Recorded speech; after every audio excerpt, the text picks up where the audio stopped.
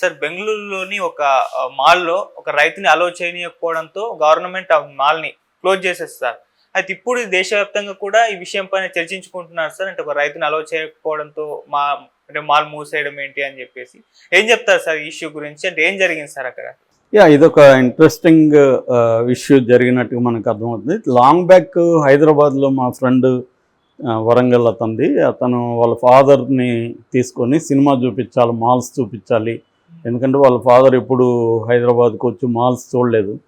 చూపించాలనే ఒక కోరికతో ఈ అబ్బాయి తీసుకెళ్ళాడు పంజాగుట్లో ఉండే ఒక మాల్కి. తీసుకెళ్తే వాళ్ళు అలో చేయలేదు. అప్పుడు ఇతను ఏమి చేయలేక వెనక్కి వచ్చేసాడు. ఆ విషయం నాకు చెప్పాడు కూడా. మరి పోలీస్ కంప్లైంట్ ఇవ్వచ్చు కదా అంటే, ఎవరు తీసుకుంటారు సార్, దీని మీద ఏం చేస్తారని చాలా డిసప్పాయింట్గా వాళ్ళ ఫాదర్ని అతను మిగతా ప్లేసెస్ చూపించేసి పంపించేశాడు. అది ఎప్పటి నుంచో ఇలాంటివి రకరకాలుగా జరుగుతున్నాయి. అయితే ఇప్పుడు సోషల్ మీడియా వచ్చిన తర్వాత ఇలాంటి విషయాలు కొంత వైరల్ అవ్వడం అనేది ప్రధానంగా జరిగింది. మామూలుగా అయితే ఇట్లాంటివి చాలా జరుగుతూనే ఉంటాయి, ఇప్పుడు కూడా మనకు తెలియదు అంతే.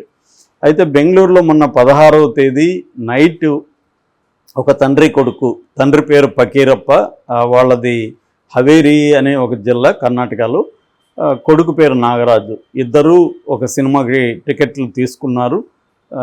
తీసుకొని మాల్లోకి వెళ్ళాలి. మాల్లోకి వెళ్ళాలంటే ఈయన ఫకీరప్ప పెద్ద ఆయన, 70 ఏళ్ళు ఆయనకి. ఆయన మామూలుగా రూరల్గా పంచకట్టుతో వెళ్ళాడు. వెళ్తే అక్కడ సెక్యూరిటీ ఆపేశారు. ఇట్లా పంచకట్టుతో వస్తే మేము అలో చేయం, మాకు రూల్స్ ఉన్నాయని చెప్పారు. కొడుకు వాళ్ళతో వాదన దిగాడు. పంచకట్టు అయితే ఏమిటి, పంచ డ్రెస్ కాదా, సాక్షాత్తు మన ముఖ్యమంత్రి కట్టుకొని ఉన్నాడు కదా పంచకట్టు అని చెప్పాడు. అయినా కూడా వాళ్ళు ఒప్పుకోలేదు. చివరికి సూపర్వైజర్ని పిలిపించారు. సూపర్వైజర్ కూడా సారీ సార్, మాకు రూల్స్ ఒప్పుకోవు అని ఆయన కూడా చెప్పేశాడు. దాంతో వేరే మార్గం లేకుండా కొడుకు బయటకు వచ్చి అక్కడ ఎవరో ఉంటే వాళ్ళతో సరే ఒక వీడియో తీయండి, మాకు అన్యాయం జరిగిందని చెప్పి తీయించాడు. ఆ వీడియోలో కొడుకు తండ్రి మాట్లాడారు ఇలాగ. దాంతో కొంత అక్కడ జనం గుమికూడారు. వాళ్ళు కూడా వీడియోలు తీసుకున్నారు వీళ్ళ మాటలంతా. ఇలాగ ఒక రైతు వచ్చి టికెట్ తీసుకొని వస్తే పంచి ఉందనే కారణంతో చేయలేదు. సాక్షాత్తు సిద్ధరామయ్య పంచి కట్టుకొని ఉన్నాడు సీఎం. మరి అదే ఒక రైతు కట్టుకొని వెళ్తే తీయలేదు. ఇప్పటికిప్పుడు ప్యాంట్ వేసుకొని ఎక్కడ రైతు పోతాడు అని చెప్పాడు. ఆ రైతు కూడా నాకు 5 మంది పిల్లలు, 5 మందిని నేను బాగా చదివించాను, అందరూ బాగా ఉద్యోగాలు చేసుకుంటున్నారు. సో అట్లని నేను నా కల్చర్ని దాటి నేను పంచెలు వదిలేసి ప్యాంట్లు షార్ట్లు వేయలేను కదా అని ఆ రైతు కూడా చెప్తున్నాడు. ఇది ఏమైందంటే ఇది సోషల్ మీడియాలో వైరల్ అయిపోయింది. వైరల్ అయిపోయేసరికి కన్నడలో మామూలుగా కర్ణాటకలో ఏంటంటే కన్నడ సంఘాలు, భాషా సంఘాలు ఎక్కువ ఉంటాయి అక్కడ.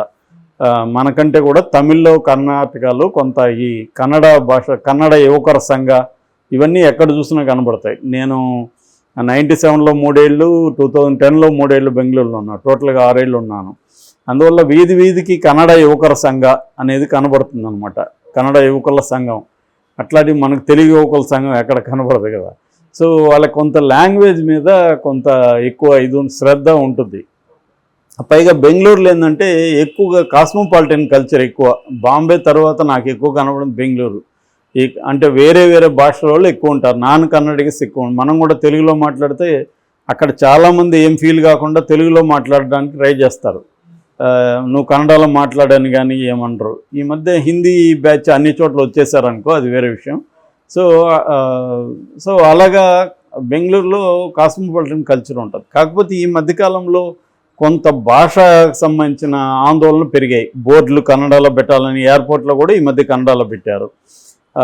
తర్వాత కన్నడిగులకి ఉద్యోగాలు కార్పొరేట్ సంస్థలు ఇవ్వాలని ఒక నివేదిక కూడా వచ్చింది. సరోజిని మహిషి అనే ఒక ఆమె నివేదిక సమర్పించారు. ఆ సమర్పణ ప్రకారం కార్పొరేట్ దీంట్లో 70% నాన్ మేనేజ్మెంట్ కోటాలో, మేనేజ్మెంట్ కోటాలో 50% ఉద్యోగాలు కన్నడిగలకు మాత్రం ఇవ్వాలని దాని మీద కార్పొరేట్ సంస్థలు తీవ్ర వ్యతిరేకత తెలియజేస్తున్నాం. ముఖ్యంగా ఐటీ సంస్థలు, మేము ఈ కండిషన్ ప్రకారం అయితే మేము క్వాలిటీ ఇవ్వలేము, మేము దివాలా తీసుకోవాలి, మేము వేరే రాష్ట్రాలకు వెళ్ళిపోతామని దాంతో వెనక్కి తగ్గింది ప్రభుత్వం. సో ఇది జరుగుతుంది ఆడ ఎప్పటి నుంచో. అంటే కన్నడకు సంబంధించిన చైతన్యం అంటారు కదా, అది బలంగా ఉంది.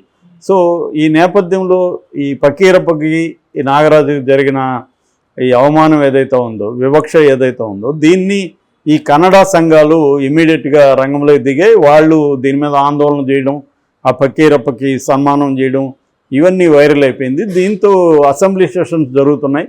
అసెంబ్లీలో ప్రతిపక్షాలు ఈ ఇష్యూని బలంగా తీసుకెళ్ళిపోయి అసెంబ్లీలో గోలగోల చేసేసారు.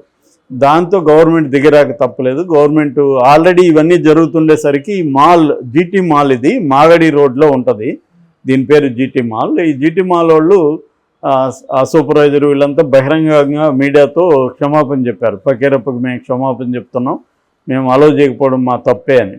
కానీ గవర్నమెంట్ దాన్ని, ఆ క్షమాపణని పరిగణలోకి తీసుకోకుండా ఖచ్చితంగా పనిష్ చేయాలి, లేకపోతే ఇది అన్ని చోట్ల ఇదే జరుగుతుంది, ఇది ఒకసారిగా చాలాసార్లు జరుగుతుంది. ఈ మధ్య ఒక రెస్టారెంట్లో కూడా పంచి కట్టుకొని వెళ్ళాడని ఫ్రిడో అనే ఒక స్టార్టప్ కంపెనీ CEO ఆయనకే ఇది జరిగిందనమాట. ఆయన్ని కూడా అలో చేయలేదు. ఆయన్ని వాళ్ళ స్టాఫ్ని కూడా పంచెలు ఇద్దరు కట్టుకుపోయారని వాళ్ళిద్దరిని అలో చేయలేదు.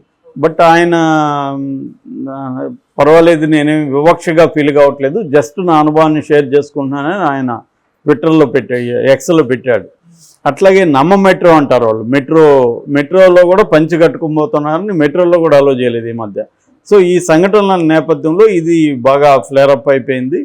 పైగా రైతు చాలా అమాయకంగా ఉండడం, రూరల్ దీంతో ఉండడం, ఇది మీడియాకు కూడా మంచి మసాలా అయింది. దీంతో అసెంబ్లీలో కూడా సీరియస్గా అయ్యేసరికి గవర్నమెంట్ 7 రోజుల పాటు జీటీ మాల్ని క్లోజ్ చేస్తున్నామని చెప్పారు. వాళ్ళు కూడా, జీటీ వాళ్ళు కూడా దీనివల్ల ఏమైనా ఆందోళన జరుగుతాయేమో, మన మాల్ మీద దాడులు జరుగుతాయని భయంతో వాళ్ళు కూడా మూసేయడమే కరెక్ట్ అని వాళ్ళు కూడా కొద్ది రోజులు మూసేద్దామని వాళ్ళు కూడా నిర్ణయం తీసుకున్నారు ఆల్రెడీ. గవర్నమెంట్ కూడా చెప్పింది. ఇది బేసిక్గా జరిగిన సంఘటన. దీని మీద చర్చ జరుగుతుంది. ఎందుకంటే మన రాష్ట్రంలో మన రైతుకు ఒక దాంట్లో, ఒక పబ్లిక్ ప్లేస్లో, అదేమీ వాళ్ళ ప్రైవేట్ స్పేస్ కాదు, ఒక పబ్లిక్ ప్లేస్, అది ఎవరైనా టికెట్ ఉంటే సినిమా చూడొచ్చు. అట్లని ఏదో న్యూట్గానో లేకపోతే సెమీ న్యూట్గా పోవడం కరెక్ట్ అంటే కాదు. ఆయన రైతు కూడా ఫుల్గా బట్టలు వేసుకున్నాడు. ఆయన ఏమి ఓన్లీ పంచె కట్టుకుని పైన ఏమి హాఫ్ నెక్కెడ్గా కూడా లేదు, మంచి షర్ట్ వేసుకున్నాడు, పంచె కట్టుకున్నాడు. సో ఆ డ్రెస్ కోడ్ అక్కడ ఎందుకు ఉంటుంది? అదేంటంటే ఒక షాపింగ్ మాల్, థియేటర్స్ ఇవన్నీ ఉన్నది, ఒక పెద్ద ఇది అంతే. కాకపోతే ఏంటంటే మన దేశంలో ప్రాబ్లం ఏంటంటే వివక్ష అనేది, మోడర్నిటీ వచ్చి కార్పొరేట్ కల్చర్ వచ్చినా కూడా వివక్ష కావచ్చు, అంటరానితనం కావచ్చు, ఇంకా కూడా అనేక చోట్లయితే బలంగానే ఉంది.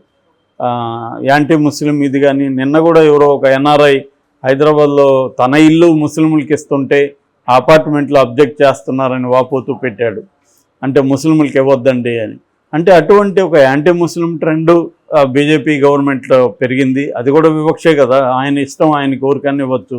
వాళ్ళ వల్ల ఏమైనా ఇబ్బందులు ఉంటే అపార్ట్మెంట్ వాళ్ళు చెప్పచ్చు, కానీ ఫలానికి మతాలకి ఇవ్వద్దని వాళ్ళు ఎలా కండిషన్లు పెడతారు? నేను బాంబేలో ఇది ఎప్పుడో చూశాను, చాలా అపార్ట్మెంట్లు ముస్లింలకు మేము ఇవ్వమని బోర్డులు కూడా పెట్టుంటాయి, వాళ్ళు ఇవ్వరు కూడా. ఎందుకంటే అక్కడ ఇవ్వాలంటే దానికి ప్రతిదానికి ఒక సొసైటీ ఉంటుంది, ఆ సొసైటీ ఒప్పుకుంటేనే రెంట్కి ఇవ్వాలి, నీ ఇష్టం వచ్చిన వాళ్ళకి ఇవ్వడానికి లేదు. ఈవెన్ పోలీస్ స్టేషన్లో కూడా రెంట్కి చేరేవాళ్ళు ఒక ఫామ్ ఫిలప్ చేసి సైన్ చేసి రావాలి. అటువంటి కండిషన్ ముంబైలో ఎప్పటి నుంచో ఉన్నాయి. ఇట్లా రాను ఏంటంటే ఒక కొత్త రకమైన వివక్ష నగరాల్లో కూడా వ్యాపిస్తుంది. అపార్థీడ్ కల్చర్ అంటారు వెస్ట్లో. అందుకనే ఇప్పుడు ఒకే కులం వాళ్ళంతా ఒక అపార్ట్మెంట్లో రూములు, ఇల్లు తీసుకోవడం, కట్టుకోవడం, ఒకే ఏరియాలో వాళ్ళు విల్లాలు కట్టుకోవడం, ఒకే కులం వాళ్ళు, ఇలా కూడా కులాల వారిగా కూడా ఒకప్పుడు ఎట్లాగైతే గ్రామాలు ఉన్నాయో నగరాల్లో కూడా కొన్ని ఏరియాలు కులాల వారిగా విడిపోయి కొన్ని అపార్ట్మెంట్లు కులాలు, ఆ కులం వాళ్ళే అక్కడ ఉండడం, ఇలాగా జరగడం అనేది బాగా పెరిగింది. దళితులకి, ముస్లింలకి చాలా చోట్ల ఇవ్వలేదు. దాని మీద స్కైబాబు అనే ఒక ముస్లిం రైటర్ కూడా వెజిటేరియన్స్ ఓన్ అనే కథ కూడా రాశాడు. అంటే వెజిటేరియన్స్కే అని బోర్డు పెడుతుంటారనమాట. సో ఇంకా విజయవాడ కల్చర్లో కూడా మనకు కనబడతాయి. ఇంకా వెళ్తే నేను ఏపీసెల్ ఉన్నప్పుడు చిత్తూరు జిల్లాలో టీ షాపులంతా కూడా సపరేట్గా సత్తుక్ గలాస్ అనేవాళ్ళు, అల్యూమినియం గ్లాస్, అది ఒక దారానికి కట్టి పెడతారు. దళితుడు వస్తే దాంట్లో టీనో కాఫీ పైనుంచి ఇలా పోస్తే అతను తాగి దాన్ని కడిగి మళ్ళీ అక్కడ పెట్టాలి. ఈ కల్చర్కు వ్యతిరేకంగా కూడా అనేక పోరాటాలు జరిగాయి. అంటే వివక్ష అనేది రకరకాల పద్ధతిలో కంటిన్యూ అవుతుంది. సో దీన్ని ఖచ్చితంగా గవర్నమెంట్ తీసుకున్న దాన్ని అభినందించాలి మనం. వాళ్ళకి ఆ పనిష్మెంట్ ఇవ్వడం కరెక్టే. ఎందుకంటే ఒక రైతుని అలో చేయకపోతే ఇంకా ఆ మాల్ని ఎందుకు సహించాలి ఎవరైనా కూడా. ఖచ్చితంగా ఆ రైతు పోయి సినిమా చూడడం వల్ల ఎవరికేమి నష్టం జరుగుతుంది? ఆయన పంచి కట్టుకోవడం వల్ల పిచ్చి పిచ్చి డ్రెస్సులంతా వేసుకొని సినిమాలకు వస్తున్నారు, మనం చూస్తున్నాము.